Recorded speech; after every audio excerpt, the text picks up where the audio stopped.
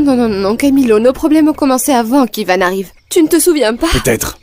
Mais c'était parce que tu savais qu'il allait revenir. Non, ça ne sert à rien de continuer à parler de la même chose. On a pourtant essayé. Mais Lucia, tu aimais être avec moi. Et faire l'amour avec moi. Oui, mais après plus du tout. Si je le faisais, c'était pour te donner du plaisir. Ensuite, les disputes ont commencé et tu avais beau me promettre de changer. Je savais que la jalousie allait te trahir. Non. Je ne me résigne pas à te perdre. Je me suis résignée quand Ivan s'est marié avec ma sœur. Oui, parce que tu étais enceinte. Et tu as trouvé un idiot qui a bien voulu te rendre ce c'est très service. grossier de ta part de me parler comme ça. J'étais décidée à être une mère célibataire. Mais ensuite, ma grand-mère a insisté pour que je me marie avec toi. Ma mère aussi, et toi aussi, tu as insisté. Parce que j'ai pensé que tu allais tomber amoureuse de moi. Mais ça n'est pas arrivé. On ne peut pas forcer les sentiments, qu'est-ce que tu veux que j'y fasse? Qu'on recommence. Non, Camilo, comprends-le, non.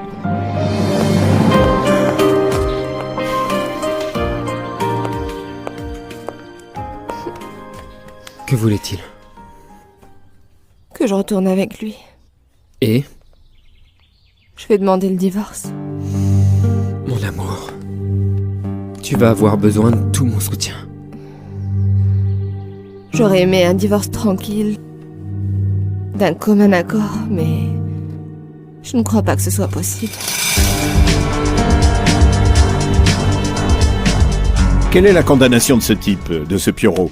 Il a été surpris en compagnie de voyous en train d'essayer de voler une voiture. Les autres se sont échappés, mais lui a été attrapé. Il a été condamné à 4 ans de prison ferme. La voiture a été retrouvée? Oui, ils ne sont même pas parvenus à l'emmener. Et s'il s'était mis d'accord avec Antoline Galvan pour inventer tout ça en échange d'un bénéfice? N'oubliez pas que la serrure de la maison de Galvan a été forcée, monsieur le juge. Et aussi qu'il ne se trouvait pas à l'endroit des faits. J'ai du mal à croire la parole d'un prisonnier. Votre honneur, devant le doute à condamner un innocent, la loi penche en faveur de l'inculpé. Vous avez raison. Laissez-moi y réfléchir. Merci beaucoup, messieurs. Excusez-moi, monsieur. Excusez-moi.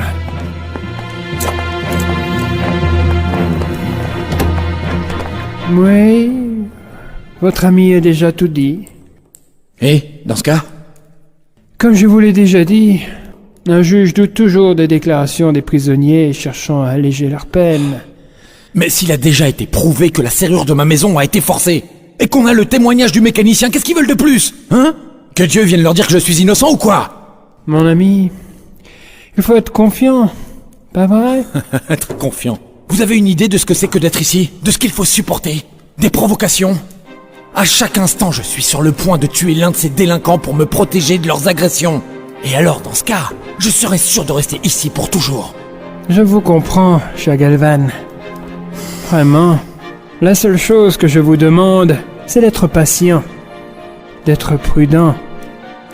N'allez pas gâcher ce que nous sommes parvenus à obtenir, n'est-ce pas?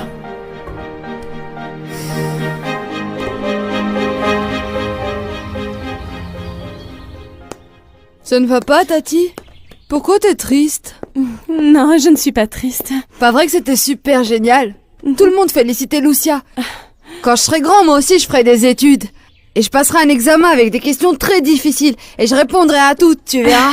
Je suis sûre que tu y parviendras parce que tu es un garçon très intelligent. Et pourquoi Antoline n'était pas là? Ça fait longtemps que je le vois plus. Il me manque. En fait, il est parti en voyage. Il n'est pas à Alamos. Où ça? Tu m'as dit qu'il est allé dans un endroit où ne vont pas les enfants. C'est où? Il y a des endroits où vont pas les chiens, mais les enfants, ils vont partout. Tu sais quoi, Alex? J'ai un petit peu mal à la tête. Et je suis fatiguée. Tu veux que je le dise à Ivan ou à mon papy? Non. Je veux juste me reposer. Tu me laisses un peu seule?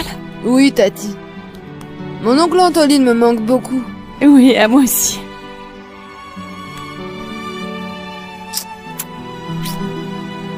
Je te laisse. Tu fermes la porte, s'il te plaît? Oui, Tati. Il est de ceux qui ne se laissent pas faire, n'est-ce pas? Pour l'instant, il est en train d'analyser les preuves et les déclarations.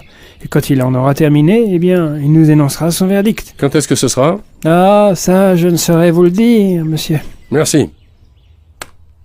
Tu as entendu? Oui, c'est un avantage que ce prisonnier ait témoigné en faveur d'Antoline. Il faut le dire à Camilo. Oui. Tu l'appelles, papa, s'il te plaît. Dis-moi, Pourquoi Camilo a emmené Lucia dehors? Toujours pour la même chose. La bonne nouvelle, c'est qu'elle a à présent décidé de divorcer, mais ça va être un combat très long.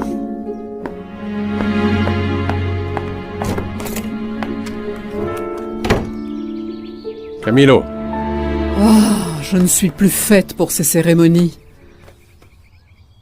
Tu n'as pas l'air contente du tout, jeune diplômée. J'ai décidé de divorcer, mamie. Ah, ma chérie, c'est super. Ce ne sera pas un divorce facile. Aucun divorce n'est facile. Celui de mes parents l'a été parce qu'ils étaient d'accord. Camilo ne veut pas, c'est ça? Non. Et d'après ce qu'il m'a dit, il veut se battre pour la petite. Ça veut seulement dire que la ville entière va crouler sous les ragots et que maman et toi allez être embêtés. Voyons, allons. Tu es en train de devenir comme ta mère, qui s'inquiète toujours du qu'en dira-t-on. Ici, ce qui est important, c'est ton bonheur. Merci pour ton soutien, mamie. Je serai toujours là. Toujours, ma chérie.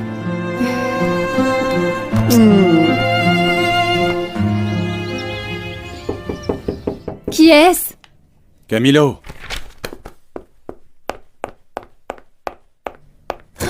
Mon chéri, je suis contente que tu sois venu. Viens, entre.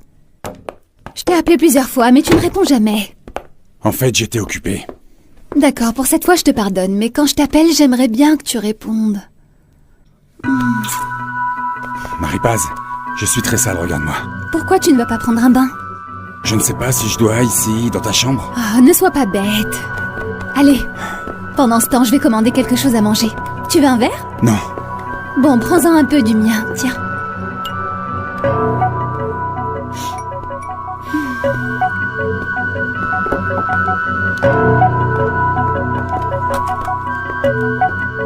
J'appelle de la chambre 14.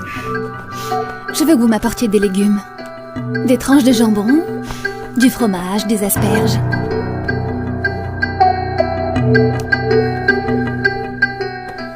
Aïe, mon garçon, tu nous avais vraiment abandonnés. Ça faisait longtemps que tu n'étais pas venu. Non, ma reine, je ne vous ai pas abandonné. Ce qu'il y a, c'est que j'avais beaucoup de choses à faire. Mais je prends toujours de vos nouvelles. Camilo ne vous a pas raconté pour Antoline? Oui, mon garçon. Il m'a déjà dit qu'il a été mis en prison.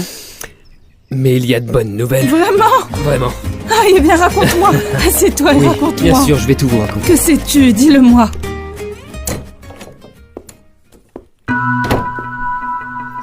Tu es si beau, si fort. Je vais m'habiller. Non, non, reste comme ça. Ah, j'ai commandé à manger. J'arrive, jeune homme. Bonjour, ma chérie, je passais par ici. Qu'est-ce que ça signifie? Maman, ce n'est pas ce que tu penses. Camilo est seulement venu me rendre visite et comme il est allé au champ, eh bien... Tu es une garce! Ça suffit, maman! C'est la dernière fois que tu me frappes! Je suis une femme libre, indépendante, et je n'ai sûrement plus à supporter les gifles de ma mère comme si j'avais 15 ans, tu entends? C'est le mari de ta sœur! Plus maintenant! Lucia et Camilo sont séparés. Et peut-être qu'elle n'a pas couché avec Ivan quand il était avec moi, c'est ça?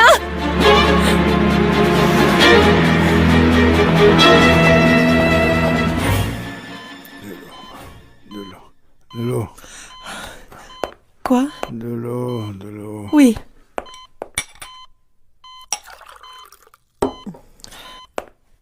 Voilà. Non, ne t'inquiète pas, je vais t'en donner. Du calme. Voyons, comme ça. Doucement. Attention, ça n'est rien, ça n'est pas grave.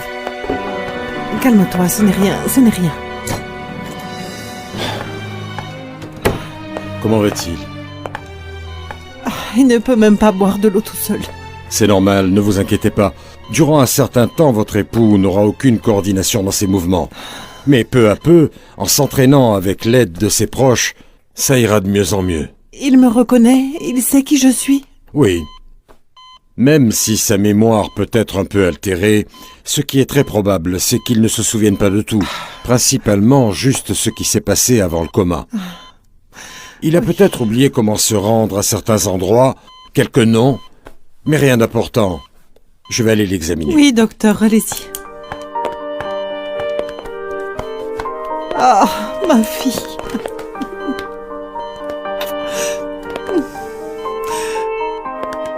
Mon amour. Vous allez très bien, monsieur Mondragon. Malgré ses problèmes de coordination motrice, il réagit plutôt assez bien. Comme je vous l'ai dit, on s'en est occupé à temps. Et ceci aide à sa récupération. Bien sûr, au début, il ne sera pas comme avant. Vous noterez des changements dans son caractère. Il y a des proches qui ne reconnaissent pas les patients après la sortie du coma. Certains deviennent plus irritables, d'autres le contraire. L'important, c'est qu'ils retrouvent une vie normale. Merci, docteur. Comment vous remercier pour tout ce que vous avez fait pour mon époux? Je vous laisse. Merci encore. Merci, docteur. Je vous en prie. Je préfère mourir plutôt que de vivre de la pitié des autres. Tu ne te rends pas compte? Elle va le dire à Lucia et alors elle aura vraiment une bonne raison de divorcer. Mais qu'est-ce que ça peut Bien faire? sûr que c'est important, parce que je l'aime. Comment est-ce que tu peux l'aimer plus que moi? Je suis belle, sexy, et elle, c'est une pauvre fille sans charme. Je suis sûre que quand vous faisiez l'amour, elle ne t'enlevait même pas ta chemise. Où est-ce que tu vas? N'importe où. Non, Camilo. J'ai besoin de toi. Lucia est déjà perdue pour toi. Nous sommes seuls, toi et moi. Excuse-moi, Marie-Paz. Que je te déteste, Lucia. Comme je te...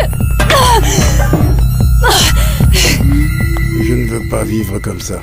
Ah, Juan Jaime, ça va aller mieux. Tu as entendu le docteur? Les médecins sont toujours en train de mentir.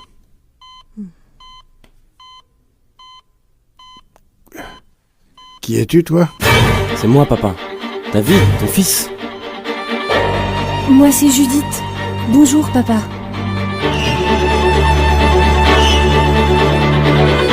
Tout était très joli, maman. Bien sûr, j'ai pas pu en profiter parce que je m'occupais de la petite. Mais Gloria m'a apporté quelques-uns des sandwichs qu'il y avait, et ils étaient vraiment savoureux. Et il y avait aussi du vin, et des serveurs préparaient des boissons qui avaient l'air vraiment délicieuses. Et ton frère était là? Oui. Mais je l'ai à peine vu. Et je me suis rendu compte qu'il était seul comme un pestiféré. Mon pauvre petit garçon. Ah, comment ça, pauvre petit? C'est sa faute. Si Lucia l'aime plus, il devrait être suffisamment courageux et l'accepter.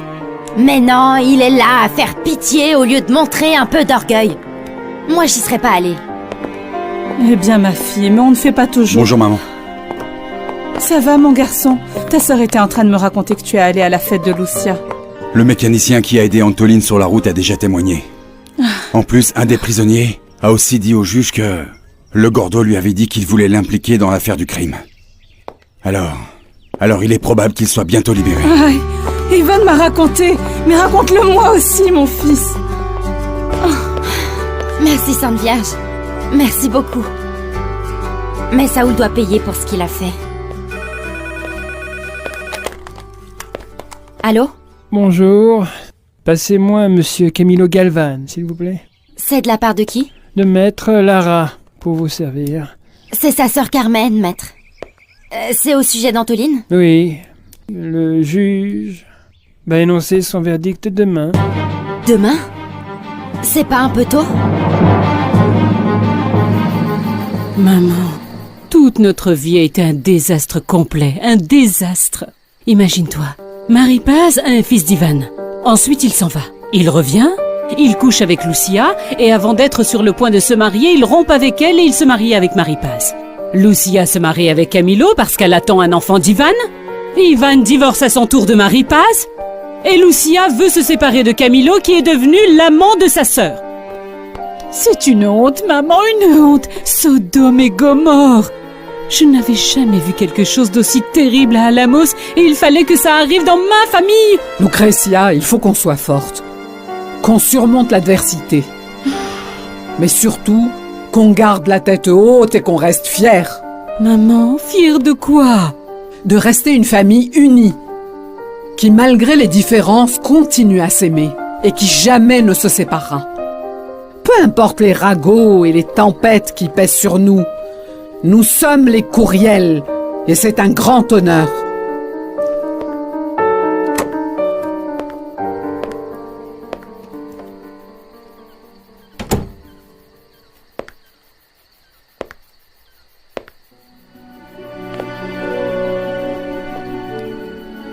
Maman a raison.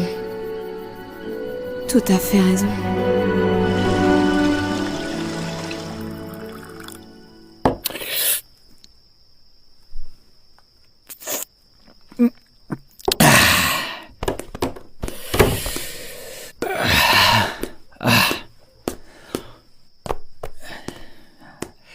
Comment va le vieux?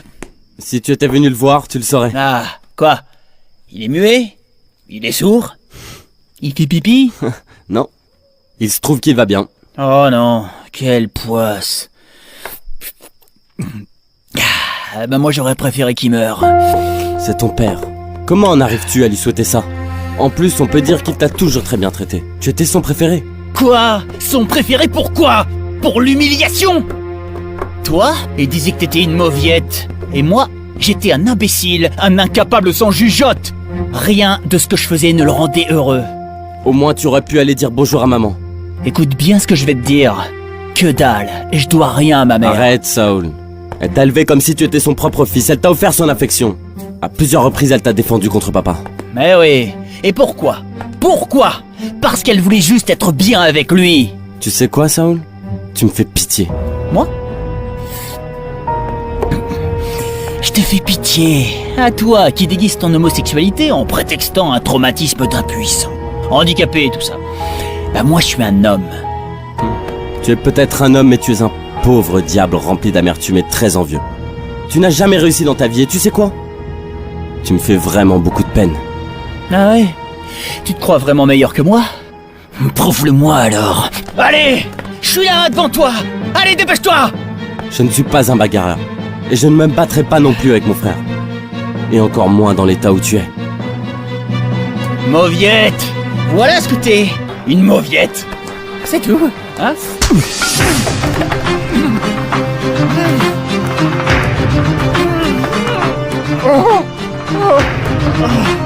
J'ai parlé avec le docteur. Il a dit que ça ne pose aucun problème qu'on y aille et qu'on revienne en avion.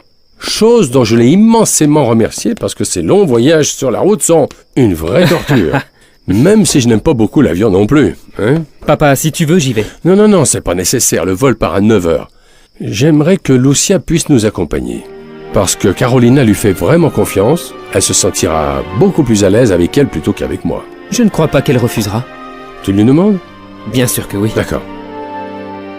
D'autre part, je veux que tu ailles voir ton père. Mon père, c'est toi. Tu sais bien à quoi je fais allusion. Ne fais pas semblant. Écoute-moi, la charité et le pardon sont des choses très importantes chez un être humain. Fais-le, mon fils. Fais-le.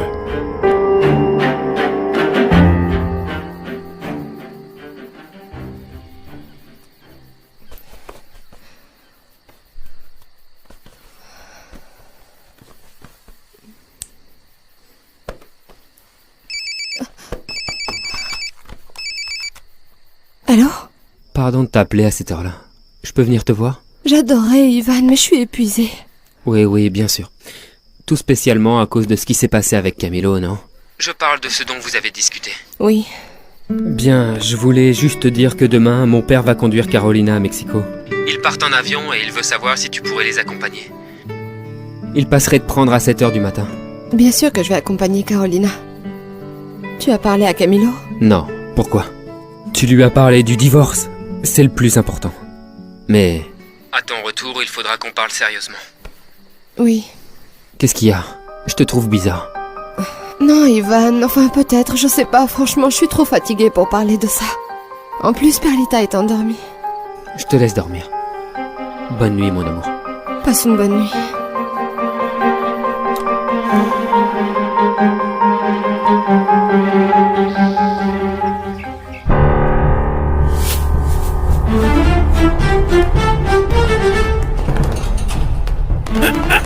Lâchez-moi! Lâchez-moi! Lâche-moi! Je suis persuadé que tu vas être condamné pour assassinat. Tu le sais bien, n'est-ce pas? Il n'y a qu'à voir à quel point tu trembles pour s'en rendre compte. Ferme-la avant que je te casse la figure! Et tu vas faire comment, hein? Tu n'es plus le seul à être armé, hein?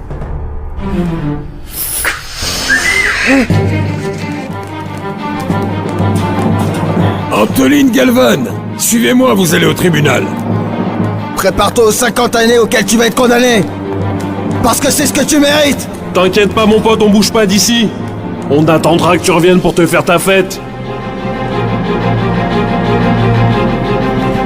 Tu peux être sûr qu'on va t'attendre ici.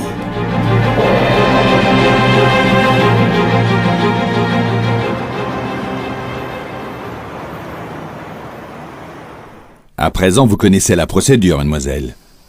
Il va falloir ouvrir les yeux lentement lorsque je vous aurai enlevé complètement le bandage.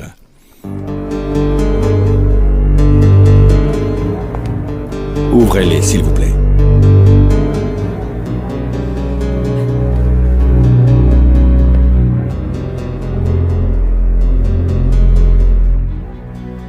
Je peux voir.